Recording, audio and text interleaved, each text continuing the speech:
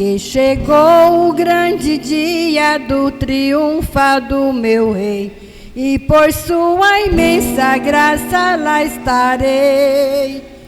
Quando enfim chegar o dia do triunfo do meu Rei, quando enfim chegar o dia, pela graça de Jesus eu lá estarei. Neste dia quantos mortos onde a voz de Deus ouvi, e dos seus sepulcros hão de ressurgir. Os remidos reunidos logo tu aclamarão seu Rei, e por sua imensa graça lá estarei. Quando enfim chegar o dia do triunfo do meu Rei, quando enfim chegar o dia, pela graça de Jesus eu lá estarei. Pelo mundo rejeitado foi Jesus meu Salvador, desprezaram, insultaram meu Senhor.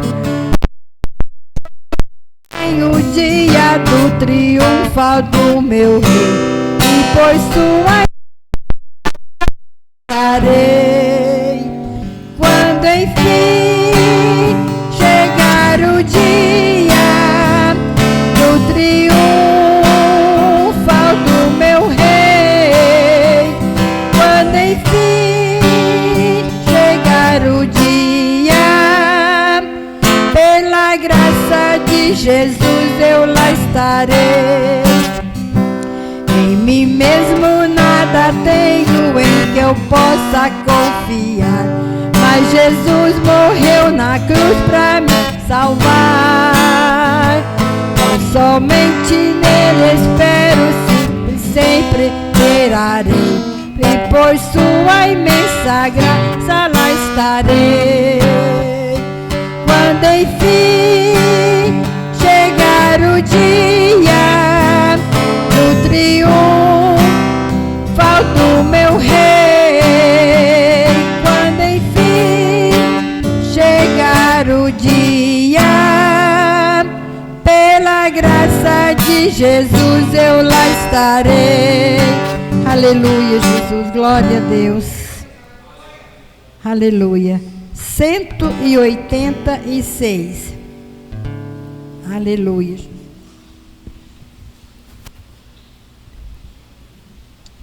186. Pela fé que uma vez me foi dada, para seguir o Cordeiro de Deus, pela graça de Deus enviada, andarei com valor para os céus.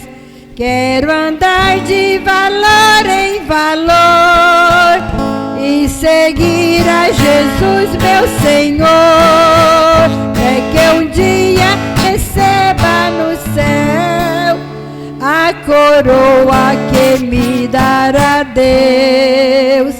De Deus quero vestir a armadura, pra lutar com coragem e valor, pois aqui a peleja é dura contra as hostes do vil tentador. Quero andar de valor em valor e seguir a Jesus meu Senhor, até que um dia receba no céu a coroa que me dará Deus. Em Jesus eu farei mil proezas no combate da fé e do amor. Nele tenho vigor e destreza pra lutar e pra ser vencedor. Quero andar de valor em valor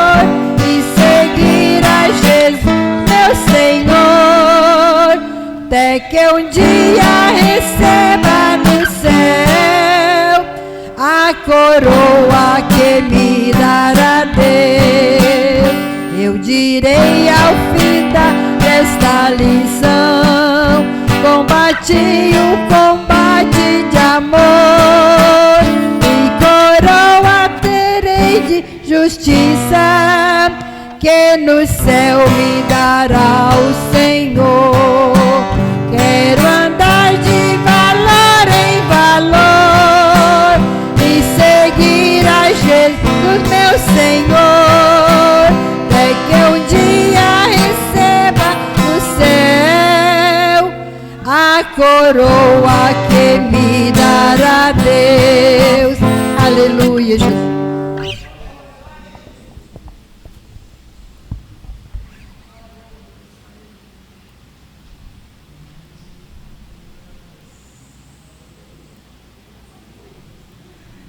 Glória a Deus. Convido os irmãos de pé. Vamos abrir as nossas Bíblias no livro do Gênesis, capítulo de número 6. Livro do Gênesis, capítulo de número 8, versículo. Glória a Jesus. Livro do Gênesis, primeiro livro da Bíblia Sagrada, livro do Gênesis, capítulo de número 8. Glória a Jesus. Versículo de número 7. Livro do Gênesis, capítulo de número 8, o versículo de número 7. Gênesis 8, 7. Glória a Deus. Aleluia. Diz assim a palavra do Senhor: e soltou um corvo, que saiu, e indo e voltando, até que as águas se secaram de sobre a terra. Depois soltou uma pomba, para ver se as águas tinham minguado de sobre a face da terra. A pomba, porém, não achando repouso para a planta do seu pé, voltou para ele na arca, porque as águas estavam sobre a face de toda a terra. E ele estendeu a sua mão e tomou-a, recolheu-a consigo na arca. E esperou ainda outros 7 dias, e tornou a enviar a pomba para fora da arca. A pomba voltou para ele à tarde, e eis arrancada uma folha de oliveira no seu bico. Assim entendeu Noé que as águas tinham minguado na terra. Então esperou ainda outros 7 dias, e enviou outra vez a pomba, mas não retornou a ele. Amém? Oremos ao Senhor. Pai amado e Pai querido, muito obrigado, Pai, pela Tua palavra, pelos louvores aqui entoados. Muito obrigado por falar aos nossos corações. Em nome de Jesus, continua falando através da Tua palavra, em nome de Jesus. Amém. Glória a Deus. Meus irmãos, é isso que está ligado. Meus irmãos, o texto em que lemos, em Gênesis capítulo 8, versículo 7 em diante, nós observamos algumas implicações aqui neste texto. E quais observações nós fizemos ao meditar no texto? Lembro aos irmãos que no culto de Santa Ceia, no sábado, nós aplicamos algumas vertentes desta palavra e trouxemos aos irmãos algumas explicações a respeito da arca de Noé. Quem era Noé? e o porquê Deus o escolheu em uma terra corrompida pelas suas características, que ele era um homem justo, íntegro e que andava com Deus. Então nós entendemos ali que existem certas características que Deus se agrada, e encontrou em Noé algo que não tinha encontrado em nenhum outro homem. Também lembro aos irmãos que falei que Deus, era como se Deus tivesse passado uma peneira na humanidade, e somente Noé tivesse ficado em cima da peneira. O restante todos foram peneirados e nenhum passou na peneira de Deus. Então, queremos passar na peneira de Deus, nós devemos ser justos. Expliquei aos irmãos qual era o caráter justo de Noé. Mas nós também devemos ser íntegros. A palavra íntegro aqui é de inteiro. Inteiro aqui é que não há nenhuma coisa faltando, não há nenhuma falha de caráter, não há nenhuma coisa que alguém pudesse olhar para Noé e apontar dizendo ele erra aqui e ali. Por isso Deus escolhe a Noé. E como o tempo se encerrou e nós não conseguimos falar de tudo, eu garanti aos irmãos que nesta terça-feira nós iríamos trazer aos irmãos alguns detalhes sobre Noé, o corvo e a pomba. Noé, o corvo e a pomba. Por quê, pastor? Porque aqui nós entendemos algumas coisas. Na teologia fala-se de tipos. Os tipos é tudo aquilo que aconteceu antes e que reflete o que vai acontecer depois ou o que aconteceu depois. Um exemplo de tipo na Bíblia: Abraão sacrificando Isaque, é um tipo de Deus entregando Jesus como seu único filho para ser morto na cruz do Calvário. A diferença é que o filho Isaque, o filho de Abraão, foi poupado, e o filho de Deus morreu ali naquela cruz. Mas o que nós vemos aqui é que a Bíblia nos aponta que Noé, ao findar o período, ele abre uma janela que tinha em cima da arca e solta um animal. Qual é este animal? Um corvo. E nós vamos buscar nas características do corvo, por que Noé soltou um corvo. E nós vamos entender na Bíblia Sagrada quem é a representação de Noé ali. Quem representa o corvo e quem representa a pomba. E quando nós olhamos para a Bíblia Sagrada, nós temos algumas coisas que nós devemos prestar atenção.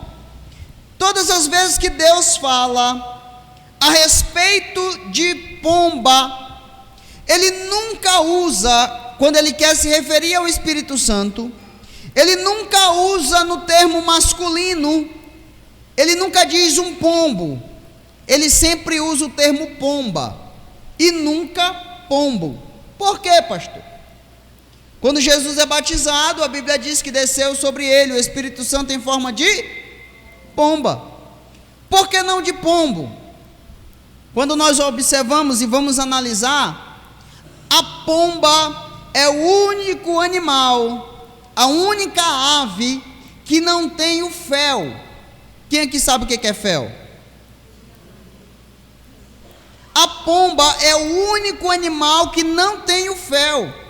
Alguém alguma vez, cortando uma galinha ali, estourou o fel? Teve que limpar as partes da galinha tudinho, que senão amarga, não é? Então a representação do fel, discordando de yin e yang, que os chineses dizem que aquela imagem yin e yang, um círculo onde tem uma ponta branca com o olho preto e uma ponta preta com o olho branco. O que eles querem dizer com isso? Que nem o bem é totalmente bem e nem o mal é totalmente mal. Eles querem dizer que Até o bem tem um pinguinho de maldade e até o mal tem um pouquinho de bondade. Mas não é isso que a Bíblia nos ensina, não é isso que Deus nos demonstra. Quando nós olhamos para o texto, nós vemos que Deus trata ali o Espírito Santo como pomba, dizendo: o Espírito Santo, ele não tem defeito, o Espírito Santo, ele não tem maldade, o Espírito Santo, ele não tem mágoa, ele não tem rancor, ele é puro, por isso sempre é representado por uma pomba. Se você não sabia, está sabendo hoje. Glória a Deus. Vamos seguindo. Então, pastor, aí tem alguns personagens. Noé, ele foi escolhido por Deus para ser o salvador da humanidade, para levar a palavra, a pregação. E eu expliquei para os irmãos no culto de Santa Ceia, que para nós seria normal eu chegar aqui, esse maranhense da cabeça grande, e dizer para os irmãos: irmão, daqui a uma semana vai chover. Todo mundo ia acreditar, porque chove ou não chove? Aqui em Rondonópolis é difícil, mas de vez em quando chove. Mas no tempo de Noé, não existia chuva. A Bíblia diz lá no Gênesis, igual mostrei para os irmãos, que Deus, quando ele queria regar a terra, ele subia um vapor e as plantas. Mostrei o texto e os irmãos acompanharam. Então é muito fácil para mim hoje crer na incredulidade, duvidar da incredulidade do povo.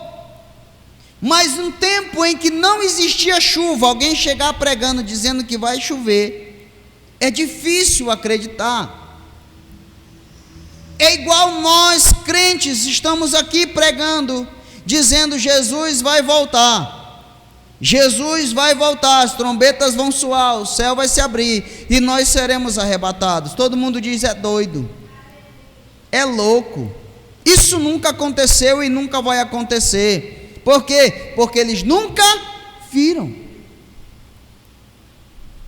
Mas a Bíblia nos mostra que Noé, ele aqui representa, nessa aplicação que eu quero fazer, representa Deus querendo purificar a humanidade. Através de um homem, Deus purificando e salvando uma família. Lembro aos irmãos que no culto de sábado falei que Deus tem um compromisso com a família. Deus tem um compromisso com a tua família. Deus tem um compromisso com você. Então, quando olhamos para cá, Deus quer te encher.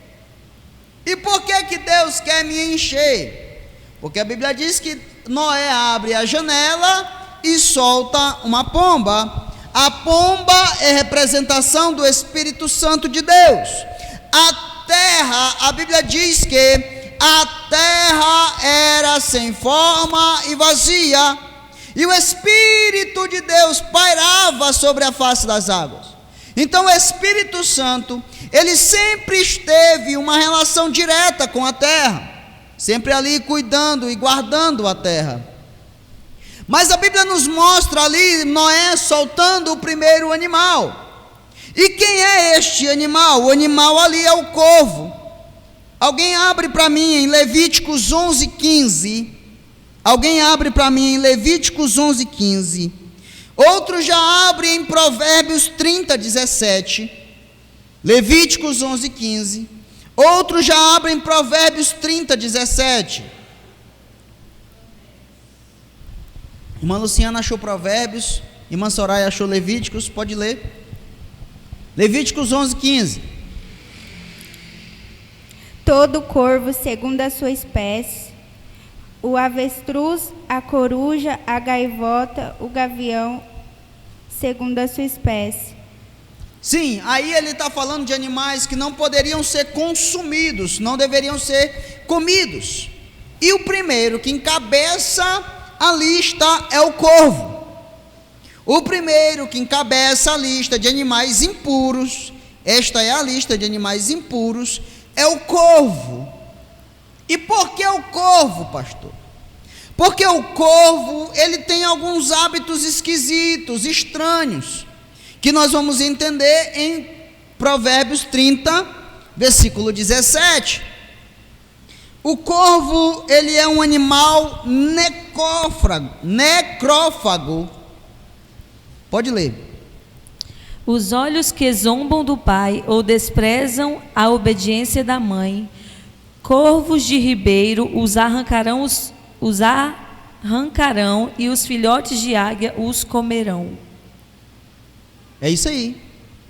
Então, irmãos, a Bíblia está dizendo que aquele que desobedece o pai, desobedece a mãe, desonra o pai, desonra a mãe, os corvos comerão os seus olhos. Por isso esse animal era impuro, porque ele é um animal necrófago. O que é um animal necrófago, pastor? É um animal que come carniça, que come gente morto, que come animal morto. Ele não mata para comer, porque ele não come carne fresca. Ele espera a carne entrar em estado de podridão, para aí ele chegar e se alimentar. Por isso lá em Levíticos 11:15, ele encabeça a lista de animais impuros que não se deveriam comer.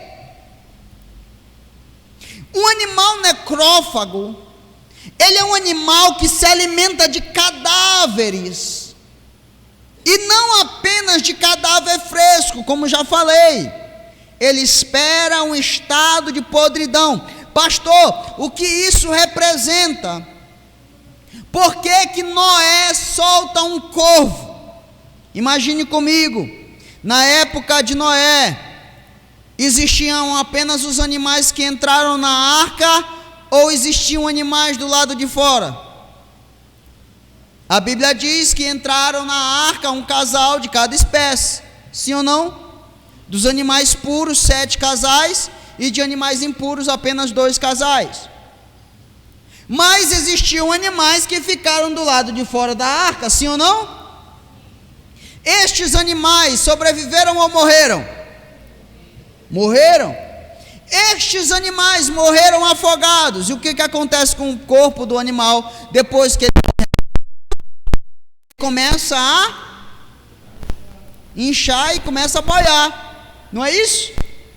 E o corvo foi solto primeiro, porque o corvo é um identificador de morte.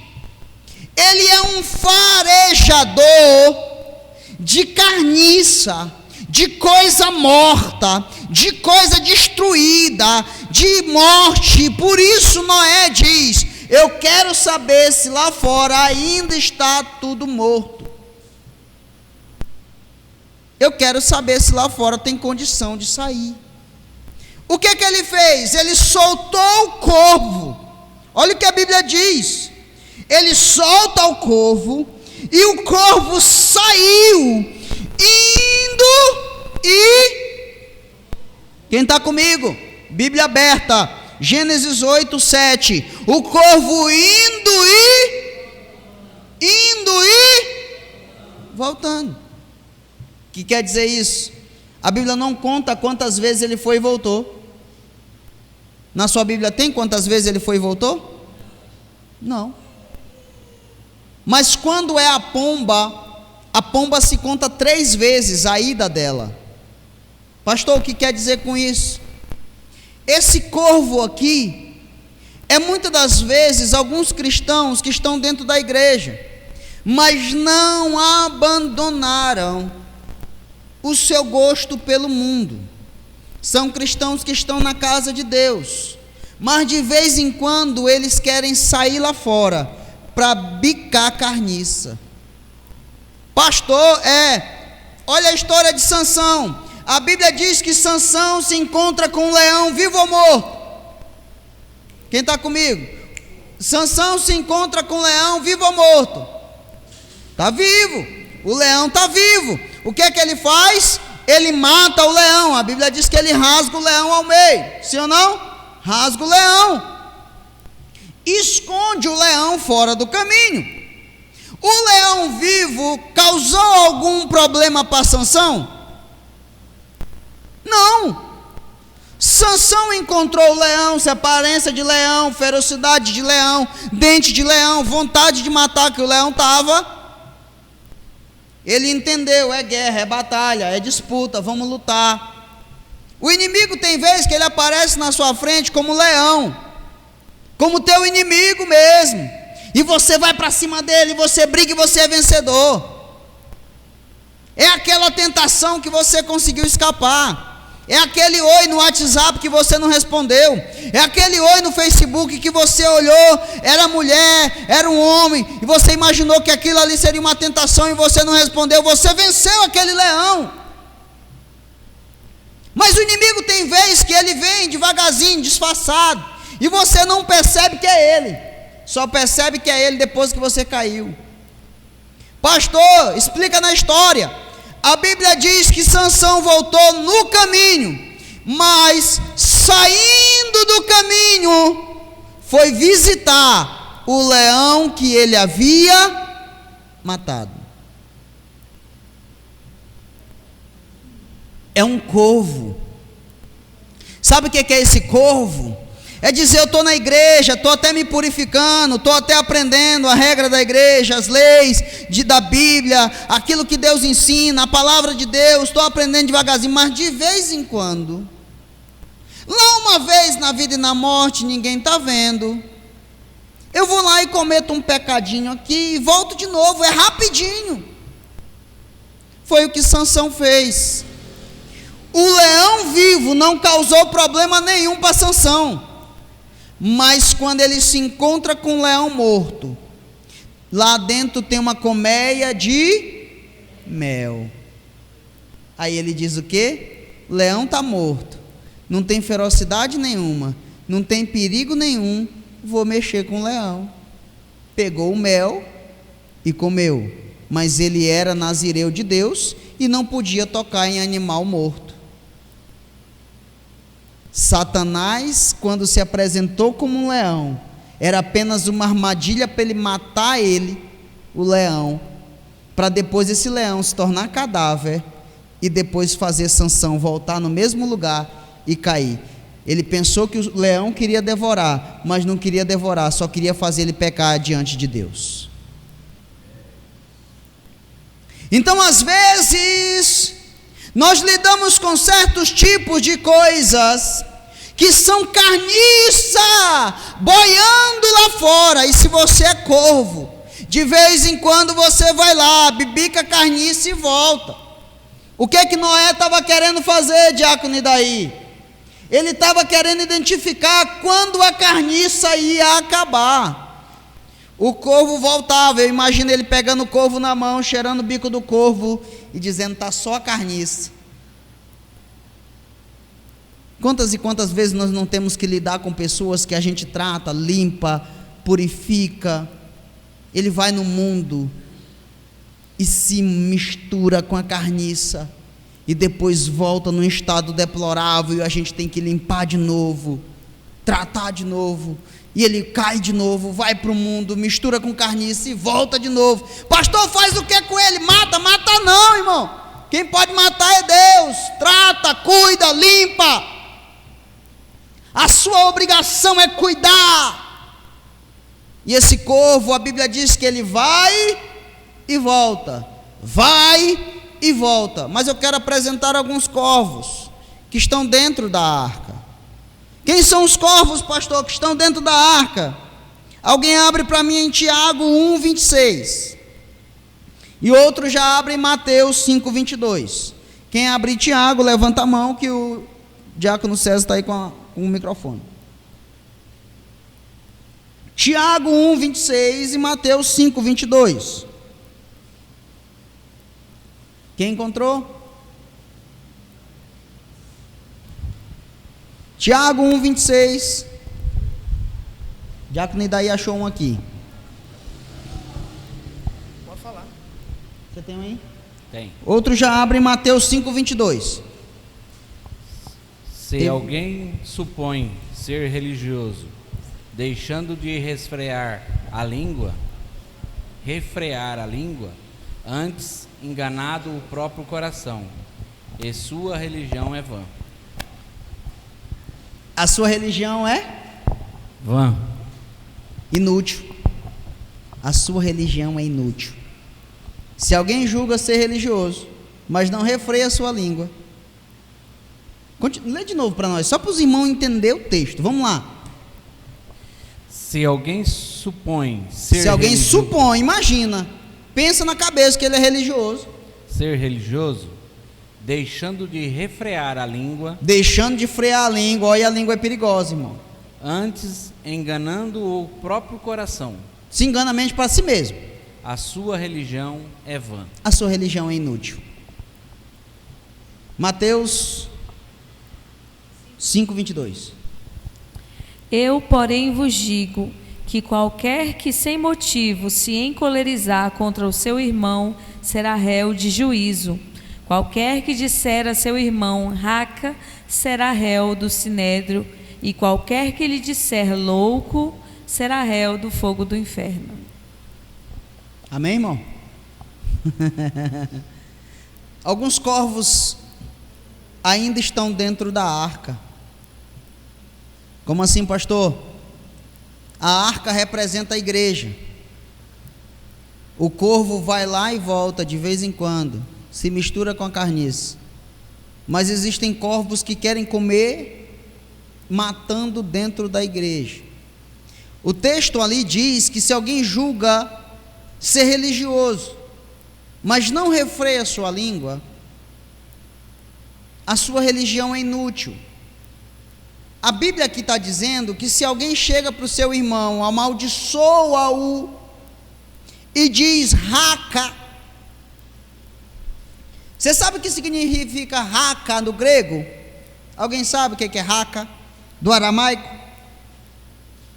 Raca significa cabeça oca. Você já chamou alguém de cabeça oca? E a Bíblia diz que se você chamar o seu irmão de louco, você será réu do... Você já chamou alguém de louco? Esse irmão é doido. Essa irmã é cabeça oca. Esse irmão não entende as coisas, essa irmã não entende as coisas. Às vezes você está sendo corvo, está matando aqui, para fazer boiar lá fora.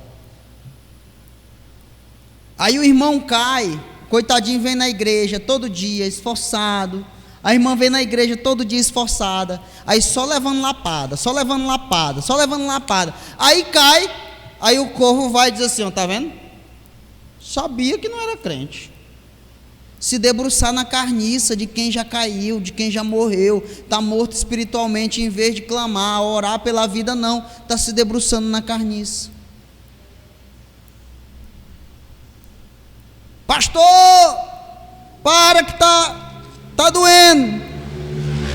Se tiver seco, toma água que ajuda a descer. Vamos lá. O corvo, ele não tem firmeza na casa de Deus. A Bíblia diz que o corvo saiu. O que é o corvo? Porque a Bíblia não fala, ele solta a pomba, libera a pomba para ir pela janela 3 vezes, mas nenhuma delas ele diz que a pomba saiu. Só o corvo ele diz saiu. Pastor, o que quer dizer isso? Mais uma vez eu vou usar a ilustração daquilo que eu sempre tenho falado para os irmãos. Igual na palavra de Deus diz, Paulo escreve, diz o seguinte: eu não me canso de dizer as mesmas coisas. Uma história conta que tem um ser humano em cima do muro, do outro lado, os demônios, tranquilo, sentado, olhando para ele. Do outro lado aqui os anjos dizendo, moço, pula para cá, vem para cá, vem para o lado de cá. Não fica aí não, vem para cá. Aí ele olha para o outro lado e diz os demônios, uai, mas por que vocês não me chamam para ir para aí? Aí ele diz: porque o muro é nosso. E o de lá, ele não aceita coração dividido. O do lado de lá, ele só aceita se você se entregar por inteiro. Aqui, se você vier pela metade, a gente aceita. Por que que o corvo saiu? Porque ele nunca foi da casa. Porque ele nunca foi filho. Saiu porque nunca foi, nunca aceitou, nunca se converteu, nunca tentou se corrigir, nunca ouviu a palavra de salvação, apenas foi convencido e não convertido. Por isso ele saiu. Mas vamos falar então da pomba. A primeira vez Noé solta ela pela janela.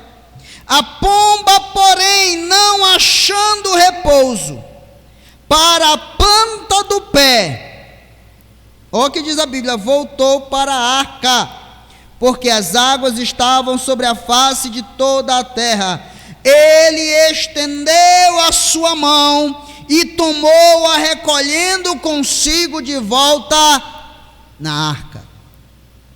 Pastor, o que quer dizer isso?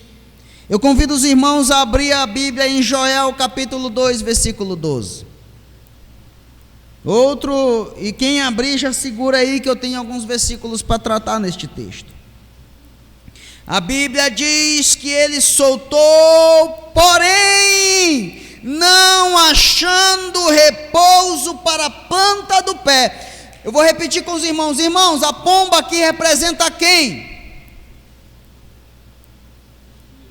O Espírito Santo.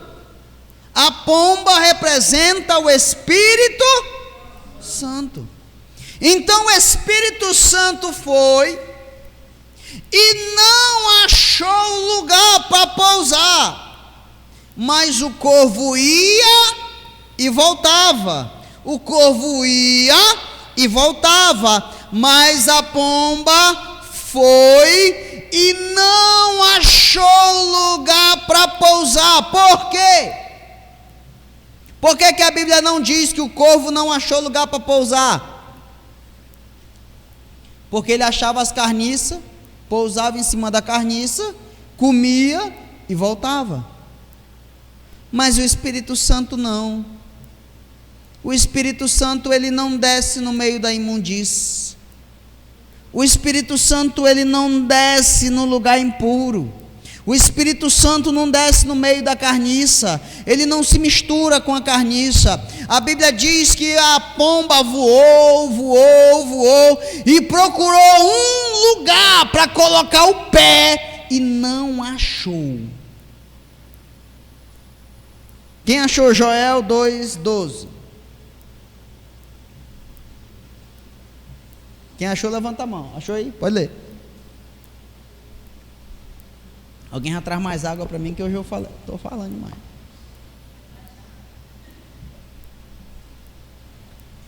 (2:12) Isso, Joel 2:12. Ainda assim, agora mesmo, diz o Senhor, convertei-vos a mim de todo o vosso coração. De todo o coração. E isso com jejum, com choro e com planto. Convertei-vos a mim de todo o coração. E isto com jejum, com choro e com pranto. O que Deus está querendo nos informar aqui, está nos falando através da sua palavra é: você quer receber a minha presença? Você quer receber o meu Espírito? Você quer ser cheio da minha presença? Você quer ser cheio do Espírito? Então convertei-vos a mim de todo o coração. O que é isso? É Deus falando comigo e contigo, dizendo: ei, se converta, se purifique, se limpe, se organize de todo o coração. coração. A Bíblia diz no Salmo 119: de todo o coração te busquei, não me deixe desviar dos teus mandamentos. Porque a conversão, ela tem que ser de todo o coração. Não adianta você dizer: eu converti aqui, um lado da minha vida está convertido, mas outro eu vou deixar ali, depois eu resolvo aquilo lá. Não, o teu coração tem que ser inteiro de Jesus. Glória a Deus. Se ele não for inteiro para Cristo, o Espírito Santo não habitará em você. Ele vai pairar sobre você, mas quando ele olhar para o lugar onde ele quer pousar, ele vai identificar que ali ainda existe algumas carniças. O que é a carniça? Resto, coisa podre, coisa imunda. E ele diz aqui: eu não posso tocar, nem pisar com a planta do meu pé. Então a Bíblia diz em Joel 2:12, dizendo: convertei-vos a mim de todo o vosso coração, e isso com jejum, pranto e choro. Jejuar é difícil, irmão?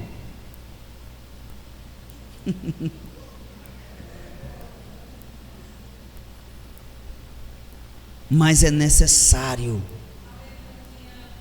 Ele diz: convertei-vos a mim de todo o coração. A Bíblia também diz no 13, pode ler o 13: rasgai o vosso coração, e não as vossas vestes, e convertei-vos ao Senhor, vosso Deus, porque Ele é misericordioso e compassivo, e tardio em irar-se, e grande em benignidade, e se arrepende do mal. Rasgai os vossos corações, e não as vossas vestes. O que é isso?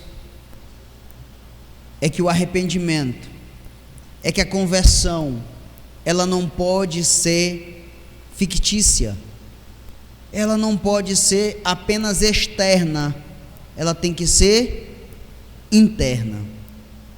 Tem muita gente que você vê na igreja aceitando Jesus, vem chorando, aceita Jesus, dizendo: não, estou arrependido. Já teve gente aqui, no outro dia, irmão, não aparece não, some.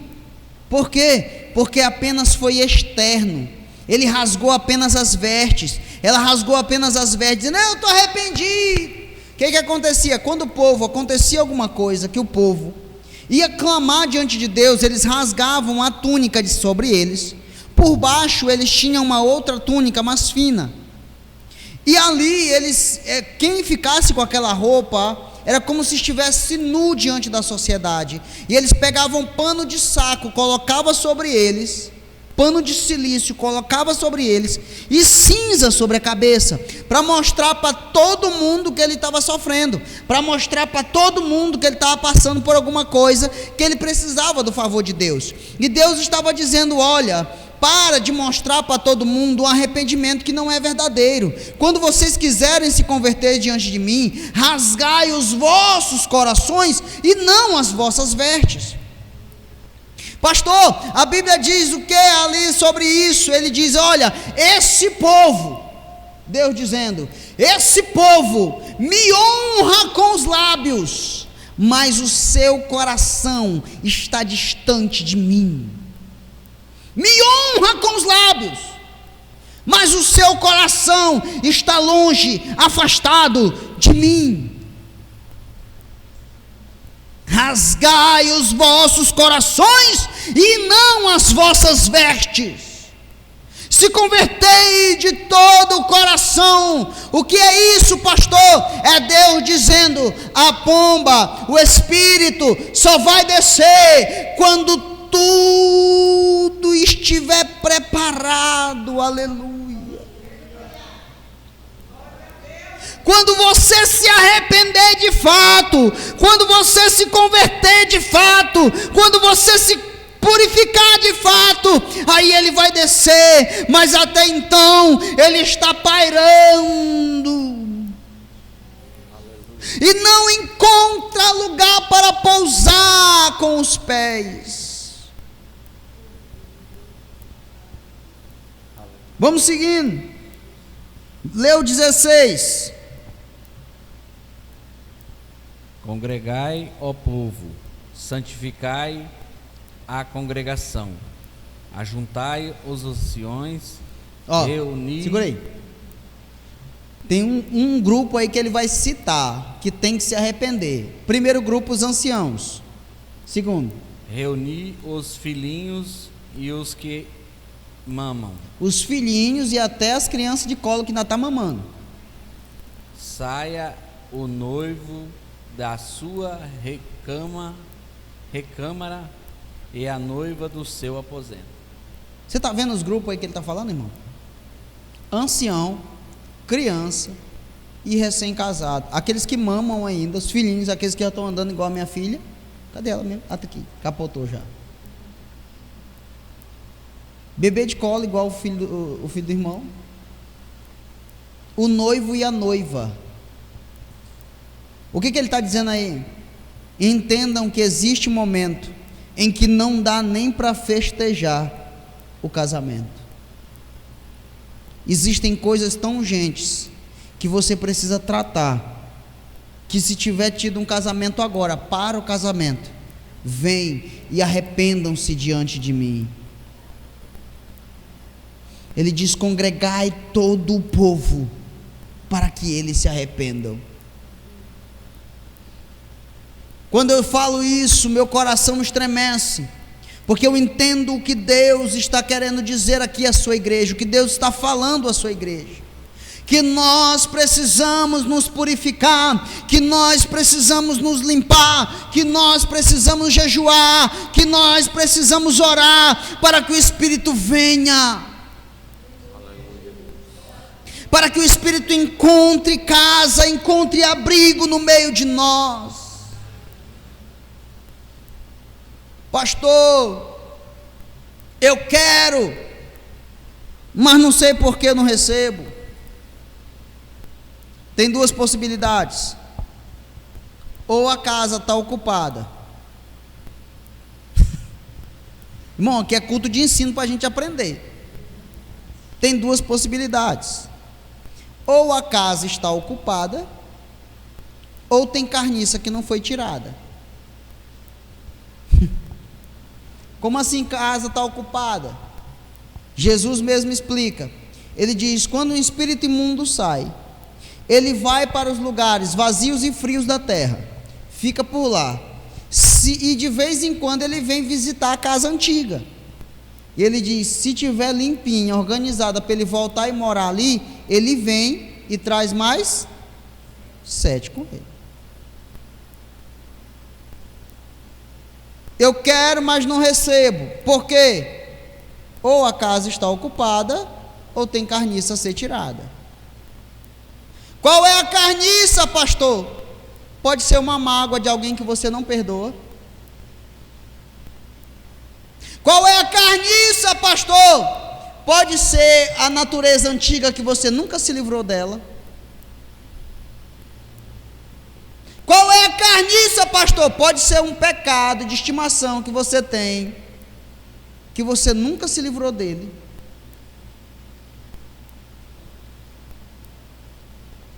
E o Espírito Santo, ele vem, até paira sobre você, mas quando olha, percebe que ou a casa está ocupada, ou tem carniça que precisa ser tirada.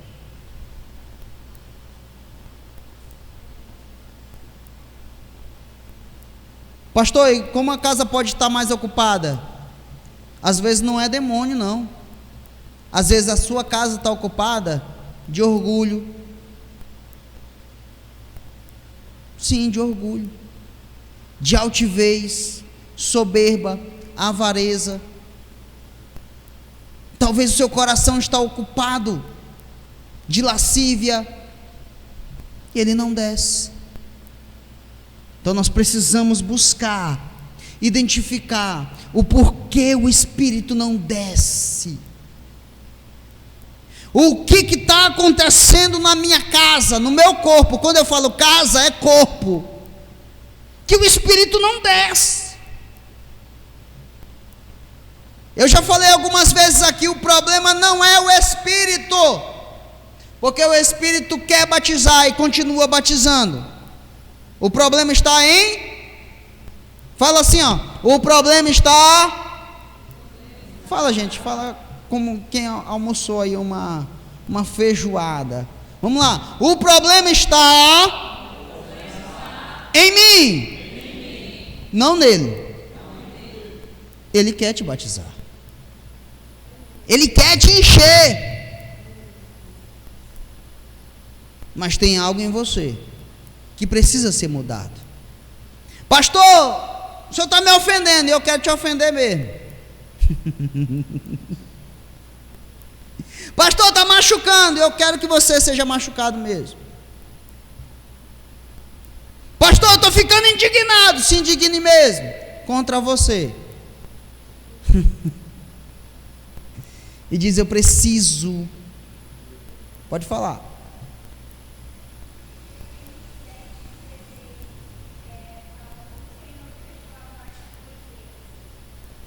Sete 16.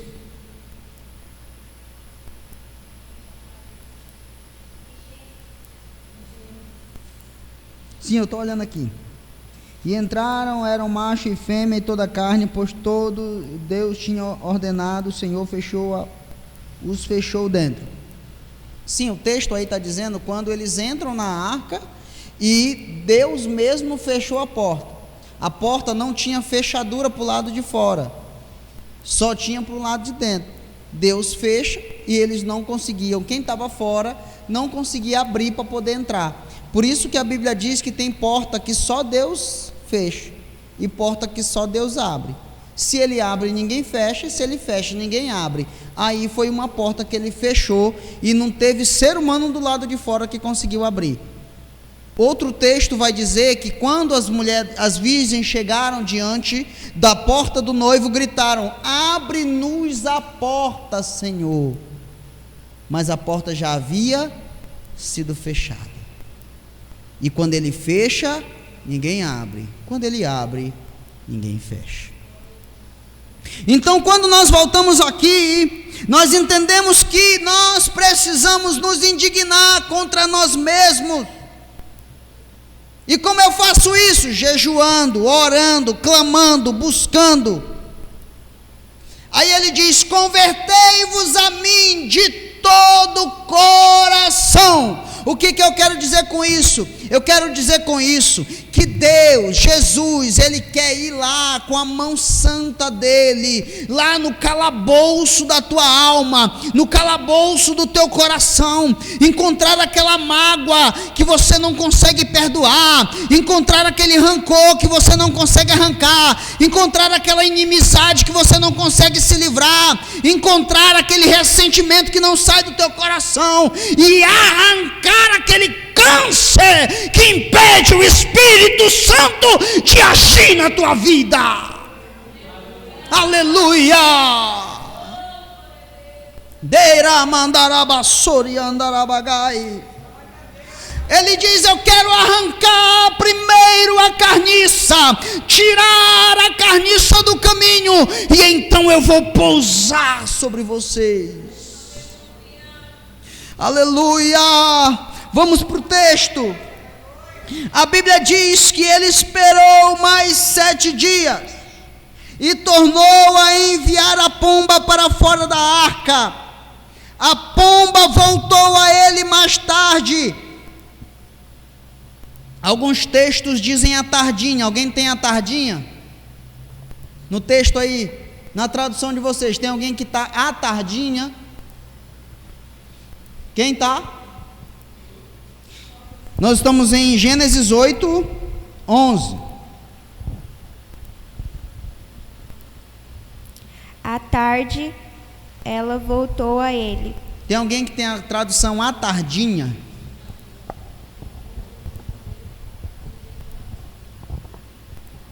Ninguém? Então vamos lá. A pomba voltou a ele à tarde, e eis arrancada no bico uma folha de oliveira. Assim entendeu Noé que as águas tinham minguado de sobre a terra. Eita glória! Agora você vai dar glória, irmão. Se você não dá glória, está desviado. Glória a Deus! A Bíblia diz que agora a pomba foi, e aonde só tinha carniça, e aonde só tinha morte, e aonde só tinha pecado, e aonde só tinha coisa ruim, ela achou um ramo de oliveira. Quem é o ramo de oliveira? Paulo vai nos dizer quando ele escreve em Romanos, dizendo: nós éramos oliveira brava e fomos enxertados na oliveira verdadeira. Nós fomos enxertados em Cristo. Aleluia! A Bíblia está dizendo agora que a pomba, o Espírito volta, e quando ele volta, aonde tinha morte já não tem. Ela olha para baixo, e em vez de ver condenação, em vez de ver morte, ela vê Cristo. Eu imagino o Espírito dizendo: algo passou por aqui, purificou esta terra. Ei, querido irmão, não existe redenção, não existe salvação, não existe purificação, não existe libertação que não passe por Jesus Cristo. Por isso ele diz: convertei-vos a mim de todo o vosso coração. Aí a Bíblia diz que a pomba traz de volta e no bico. Aleluia. Alguém abre para mim Joel 2, 18 e 19. Nós vamos começar a entender isso aqui. Depois outro já abre em Êxodo 27, 20. Êxodo 27, 20. Joel 2, 18 e 19. Salmo 52, verso 8. Aleluia. Pode ler. Então o Senhor se mostrou zeloso da sua terra e compadeceu-se do seu povo. E o Senhor, respondendo, Aleluia, disse ao povo: eis que vos envio o trigo, o mosto e o azeite, e dele sereis fartos. Aleluia. E vós não entregarei mais o opróbrio entre as nações. Vamos lá: trigo, mosto e azeite. Trigo, usado para fazer o pão. Pão, sempre na Bíblia representa a palavra. Então eu vou trazer a palavra. Toda purificação passa pela palavra. Não existe redenção, não existe transformação se não for pela palavra. Porque aonde você sabe que Cristo veio à terra? Por onde você sabe? Pela palavra. Aonde você encontra que Cristo morreu para purificar dos teus pecados? Na palavra. E ele diz também: eu derramarei sobre vocês o azeite. Azeite na Bíblia, sempre que falar azeite ali em modo simbólico, vai representar o Espírito Santo de Deus. Ele está dizendo palavra e Espírito, Jesus e Espírito, o verbo que se fez carne e habitou entre nós, a palavra viva, a palavra verdadeira, o Logos, palavra, o trigo eu vou mandar no meio de vocês, mas também vou mandar o azeite. Aleluia. Mas o azeite só vem depois que a palavra chega. O azeite só desce depois que o trigo vem. Ele diz trigo, depois azeite. Ele não diz azeite, depois trigo. Ele diz trigo, depois azeite. Ele está dizendo: pela palavra conhecerão a verdade vos libertará, e o Espírito Santo encherá vocês. Pode ler, irmã. Êxodo 19. Êxodo 27, 20. Eu pensei que era 17. Estou acabando, irmão. Êxodo 27, 20. Quem Aleluia. abriu o Salmo 52, 8? Pode ler? Pode ler, irmã. Tu, pois, ordenares aos filhos de Israel que traguem azeite puro de oliveira batido para o candeeiro, para fazer arder as lâmpadas e continuamente. Glória a Jesus. Oliveira verde, Salmo 52, verso 8. Ali. Eu gosto de ouvir, irmão, esse barulho de Bíblia aberta assim, balançando dentro da igreja, é bom demais. É o melhor som, né, irmã Maria Vani? 52, 8.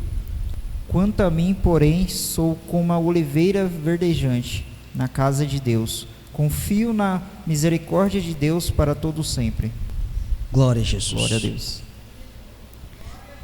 Aí o texto está dizendo que ele é oliveira verde. Você sabe por que ele diz que ele é oliveira verde? Porque da folha da oliveira, ela serve para fazer medicamento, para purificar. Alguém que tem pressão alta e tomar o chá da folha da oliveira, a corrente sanguínea volta ao normal. Ele está dizendo, ela entra no sangue, transforma, muda. Sangue é vida. Ele está dizendo, eu vou entrar na sua vida, vou transformar e vou mudar. Mas também a Bíblia diz que o azeite da oliveira deveria ser trazido, o azeite puro da oliveira, e o fogo da lamparina não se apagaria dentro da casa do Senhor. Então é necessário que a igreja tenha azeite, porque só uma igreja que tem azeite consegue trazer o fogo do Espírito Santo para dentro dela, e o fogo não se apaga. Vamos seguindo para a gente acabar. O Espírito nos direciona para Cristo.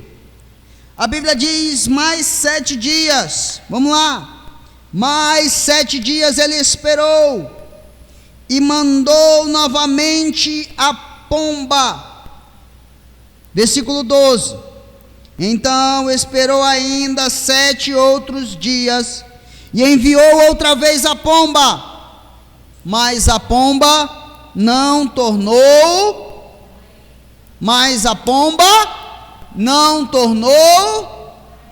Por quê? Porque ela encontrou um local para pousar.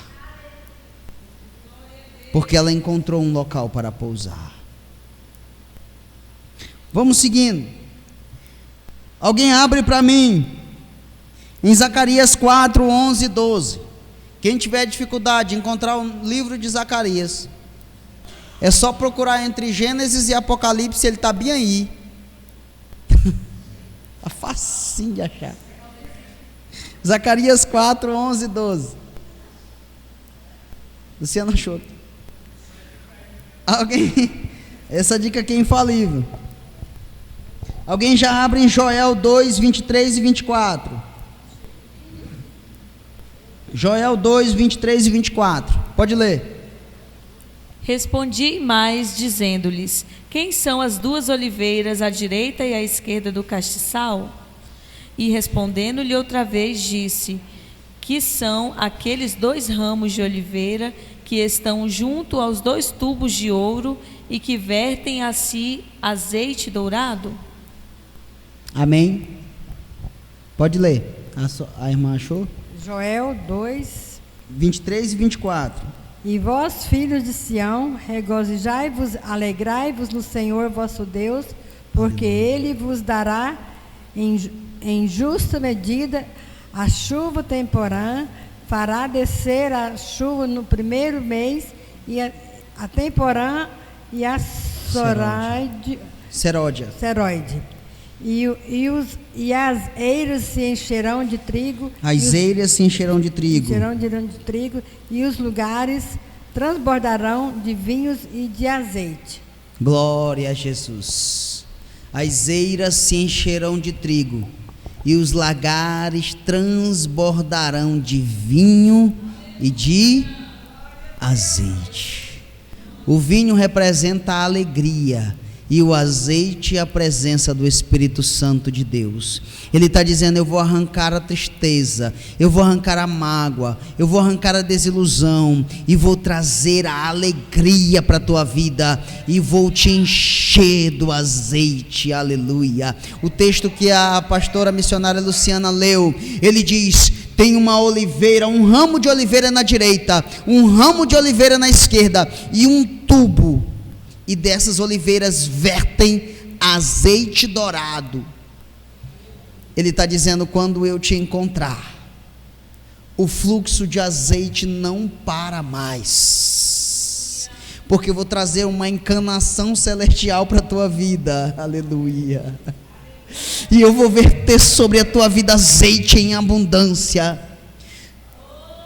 Irmãos, só um exemplo.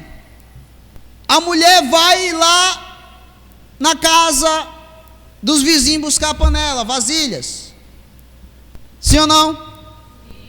Vai lá buscar vasilhas. O azeite acaba ou as vasilhas acabam? As vasilhas acabam, não é? Então nós vamos entender que o azeite, o fluxo do azeite, tem azeite enquanto tem vaso. Se fosse uma pregação pentecostal, a gente já tinha ido lá no céu e tinha voltado, né, irmão? Porque enquanto tem vaso, a encanação da oliveira continua derramando azeite. Continua derramando azeite. Aí eu faço uma pergunta para você, querido amado irmão. Você é vaso? Você quer ser cheio? Se você é vaso e quer ser cheio, a encanação do azeite está prontinha para derramar sobre você.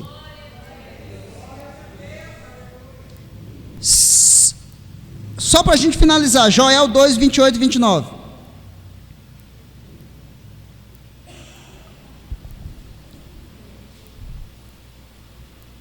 Joel 2, 28 e 29. A Soraya está com o microfone na mão já lá. Joel 2, 28 e 29.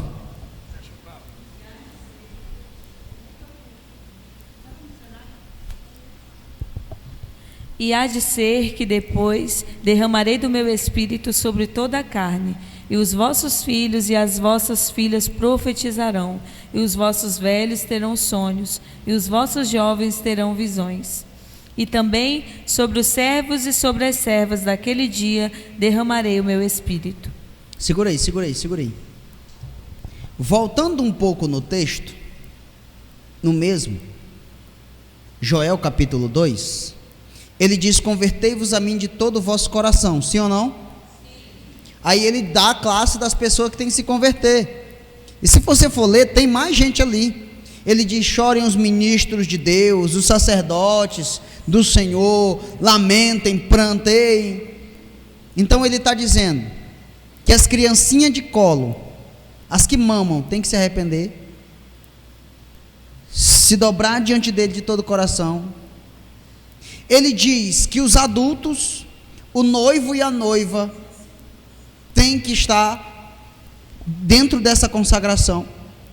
E quando ele diz que vai derramar o poder, ele diz que eu vou derramar do meu espírito sobre toda carne, os vossos filhos e as vossas filhas. Por quê? Porque eles estavam incluídos lá atrás no sacrifício. Aqui eles também estão incluídos na bênção. Quem paga o preço lá atrás, aqui recebe a bênção. Aí ele diz: derramarei do meu espírito sobre toda a carne, os vossos filhos, as vossas filhas, os vossos jovens, os vossos velhos. Ele está dizendo: eu vou derramar sobre todos aqueles que me buscaram, nenhum ficará sem receber do meu espírito. Os servos, as servas receberão do meu espírito. Pastor, e o que o senhor quer dizer com isso? É que nós precisamos nos purificar ficar. Se coloca de pé. Nós já vamos estar orando, agradecendo a Deus. Meus irmãos,